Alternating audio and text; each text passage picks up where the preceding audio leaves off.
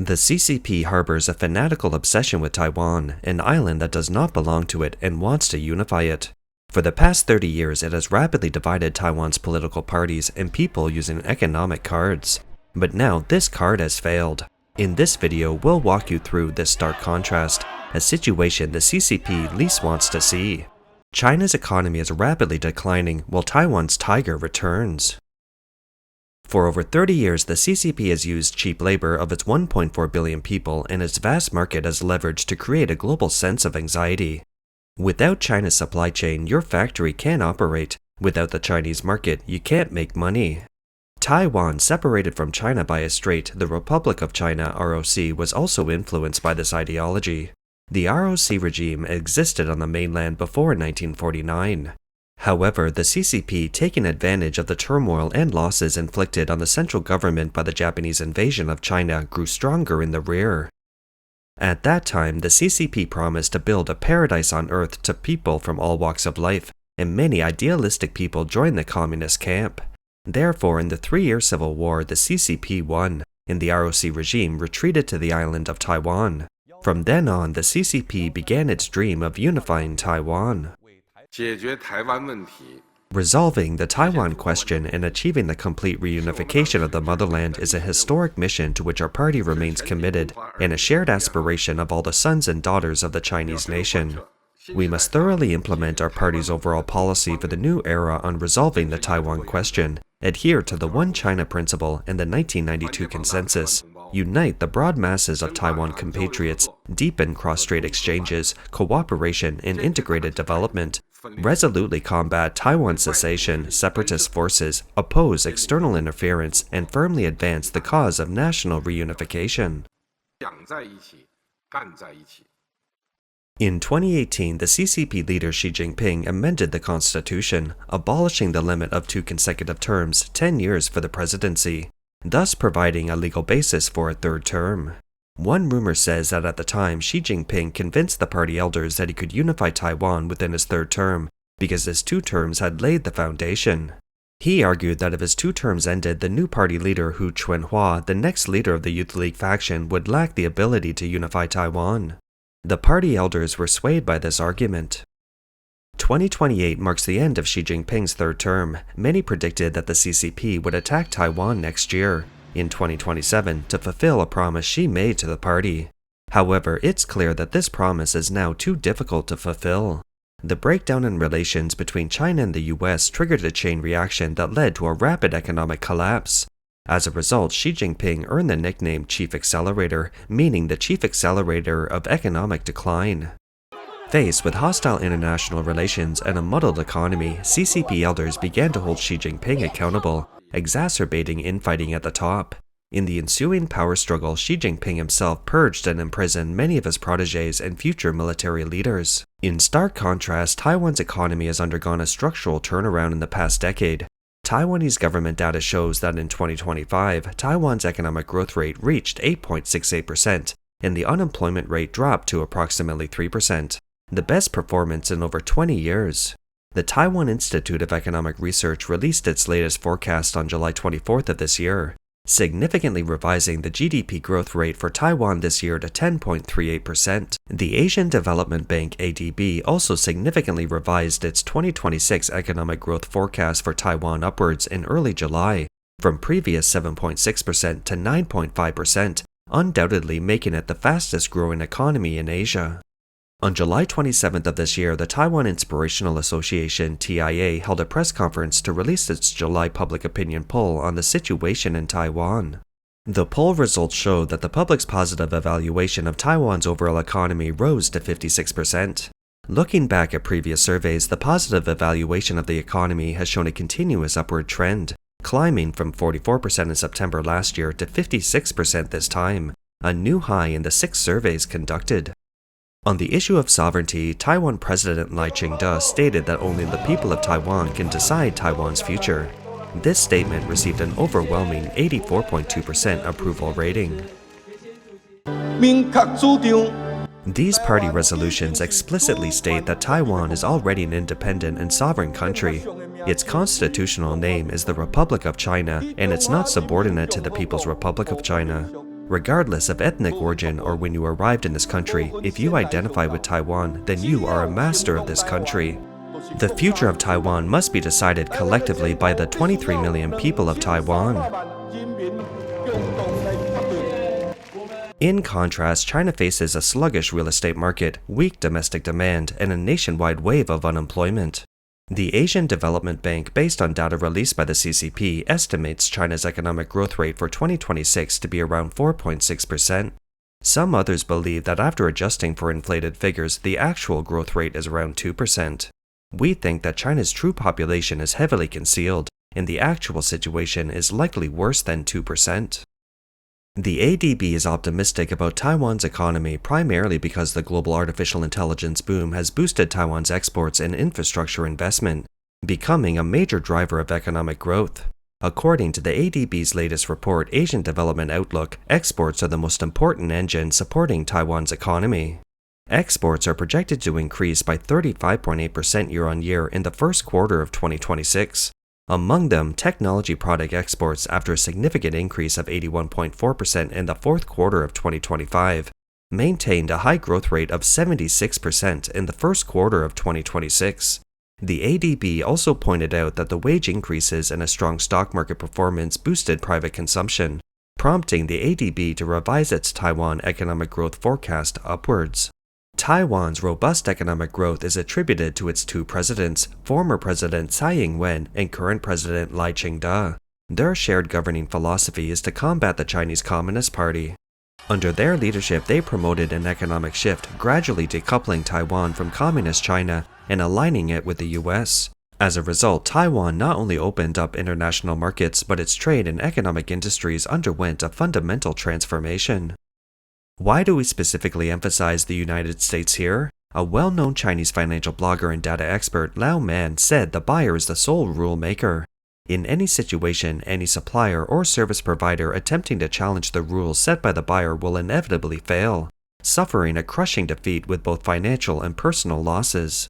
The United States, the world's only major player, the buyer, has now firmly initiated the process of revising global trade rules. Therefore, all minor players, the suppliers, are left with only one choice: follow its lead. Any supplier that refuses will be excluded from the new rule system and crumble forever. No supplier can afford such consequences. He also said that a group of suppliers who only know how to sell goods can never challenge a major player with money. The most ridiculous thing in the world is a group of suppliers gathering together to denounce the major player for being unethical, and then forcing the major player to buy their goods. If this group of suppliers were to actually create a new set of trade rules and force the major player to comply, it would be even more ridiculous. There is no more absurd joke than this. Lao Man's words deeply stung General Secretary Xi Jinping. The CCP believes that Lao Man's Red China series directly burst China's economic bubble and is considered to be involved in inciting subversion.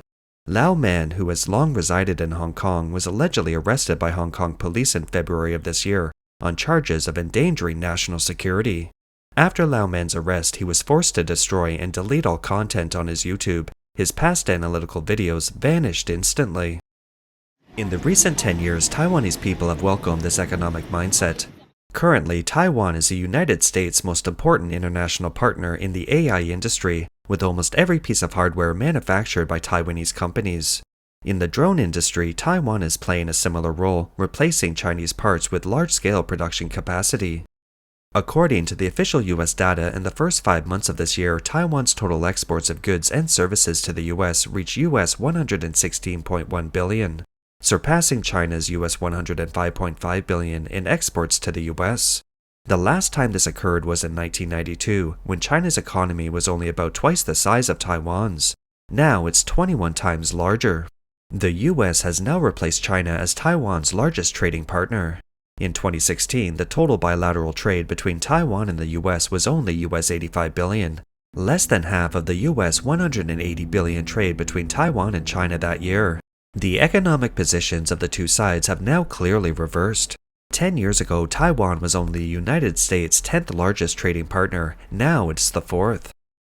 The US is now Taiwan's largest overseas investment destination, and American companies are Taiwan's largest foreign investors. Rupert Hammond Chambers, president of the U.S. Taiwan Business Council, stated that U.S. tech giants such as Apple, Microsoft, Amazon, Google, Oracle, and Meta may invest a combined $750 billion to $1 trillion in AI infrastructure this year, and AI-related exports are a significant driver of Taiwan's recent rapid economic growth. Han Reibo pointed out that the key difference in Taiwan's economic growth rate, which has risen from less than 2% 10 years ago to double digits today, lies in the rise of TSMC, which has become an indispensable technology company globally. He said in the great power technological competition between the US and China, Taiwan is at the linchpin of this confrontation. With the accelerating application of AI, Taiwan's semiconductor industry occupies a central position. TSMC is currently the world's sixth largest company by market capitalization and a key partner of most of the world's top 10 technology companies. TSMC is also the largest foreign investor in the US, with planned investments totaling $265 billion in its Arizona plant. Bilateral trade relations between Taiwan and the US have been further strengthened by the Agreement on Reciprocal Trade, ART, signed in February of this year. According to the agreement, Taiwanese exports to the US are subject to a 15% tariff, the same treatment as Japan and South Korea. Clearly, Americans and Taiwanese get along well. Here on July 26 of this year, the New York Mets baseball organization hosted the 22nd annual Taiwan Day. This is an opportunity for us to celebrate the partnership between Taiwan and the United States with Taiwan's vibrant economic power and an opportunity to partner as we explore the solar system beyond. The connection between Mass and New York, or specifically Flushing, is where we are based in, because this is the hometown of Mass, and also many Taiwanese Americans who came to the US. This is their first stop, so we feel very close to the Mass. Let's rewind 10 years to before 2016. Then Taiwan's president Ma Ying-jeou was from the Kuomintang. Simply put, you can consider the KMT as the CCP's proxy party in Taiwan. So, in June 2010, the Taiwanese government signed the Cross-Strait Economic Cooperation Framework Agreement (ECFA) with the CCP, hoping to boost Taiwan's industrial development by expanding into the Chinese market. The CCP in turn claimed it would provide benefits to Taiwan, allowing Taiwanese people to live better lives. Just like during the 3 years of civil war before 1949, the CCP claimed it would distribute land to farmers, elevate the working class to leadership positions, and guarantee intellectuals various forms of democracy and freedom, etc. Since the signing of the ECFA, Taiwan's exports have been heavily reliant on China, resulting in sluggish economic growth. The Taiwanese president at the time insisted on the strength of the Chinese economy, imagining that relying on China would bring economic dividends. However, ultimately, Taiwan suffered the fate of technological limitation, low price competition, and market substitution by communist China. The ECFA actually severely damaged Taiwan's domestic and industrial economy. Since the signing of the ECFA, Taiwan's economic growth rate not only failed to reach the 8% expected by the Ma Ying-jeou government, but also consistently failed to break through 5%, even falling as low as 1.475%. At the time, the CCP's plan was to turn Taiwan's economy into a vassal of its political and economic system. That is, China almost became Taiwan's sole or primary market and its sole or primary source of strategic materials, completely severing Taiwan's possibility of diversifying its external economy. We know that a country's diversified external economy is the foundation of its economic security. Losing diversification in external economic relations means losing the basic economic barrier to maintain its freedom and political independence.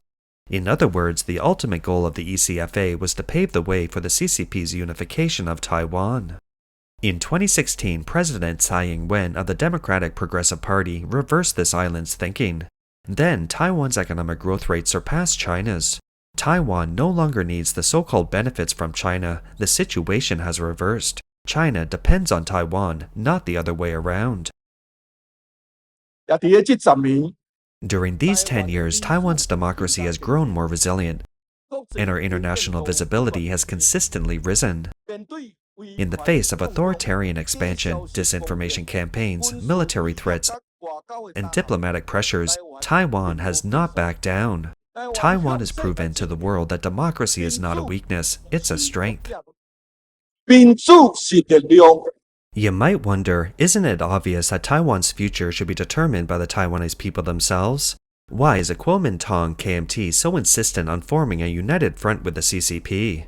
Because in addition to the option of military invasion, the CCP has been operating a second front for many years. Through comprehensive infiltration in society, politics, economics, culture, and religion, it hopes to control and ultimately eliminate Taiwan's free and democratic system. For many years, the CCP has actively courted the KMT, divided the Democratic Progressive Party, and intervened in and manipulated Taiwan's legislative and judicial institutions, escalating antagonism among the Taiwanese people. Professor Yuan Hongbing, a Chinese scholar in Australia, mentioned the CCP's specific practices in his book. In the resolution, Principles and Strategies for United Front Work with the KMT under the New Situation issued by the CCP's United Front Work Department at the end of 2001, it was stipulated that the principles for United Front Work with the KMT were focusing on the upper echelons, retired generals, and the intellectual community. The KMT's elite pro-unification Taiwanese intellectuals and retired KMT generals from mainland China were the key targets for bribery. He said, many KMT upper-class families have already established businesses or shops on the mainland, making their economic interests inextricably linked to the CCP regime. Currently, the KMT camp is widely disseminating rhetoric claiming that Communist China is extremely powerful and that in the event of war, Taiwan would be like an egg hitting a rock. This rhetoric has successfully instilled panic among many Taiwanese. In July of this year, Typhoon Bavi caused devastating casualties in China. Previously, when Typhoon Bavi caused only minor damage to Taiwan, the KMT intensified its voice offensive. 为什么？看乌克兰那边的。 Why is she worried about a Chinese attack? Looking at what's happening in Ukraine is enough to make you frightened. If China were to ever attack Taiwan, it would be devastating. The people who would suffer most are ordinary citizens like us, and the cost of everyday necessities would go up as well. It's best if there is no war. Regarding the anti-communist camp, including the Democratic Progressive Party (DPP), the CCP employs strategies to incite hatred within Taiwan, driving it to extremism and turning Taiwan into a society of mutual hatred. So, why is the CCP so concerned about unifying Taiwan? Because in the CCP's eyes, Taiwan's democratization is a huge threat. It fears that Taiwan is creating a significant political example in the minds of the Chinese people. The Chinese people might also think, Taiwanese people can elect their own president, why can't we? Taiwanese people have freedom of speech, freedom of thought, and freedom of religious belief, why can't we? Therefore, as long as Taiwan remains ununified, the CCP will never have a complete sense of security. That's all for today. If you enjoy our content, please give us a thumbs up, subscribe, leave a comment, or share it with a friend. We appreciate your support, and we'll see you next time.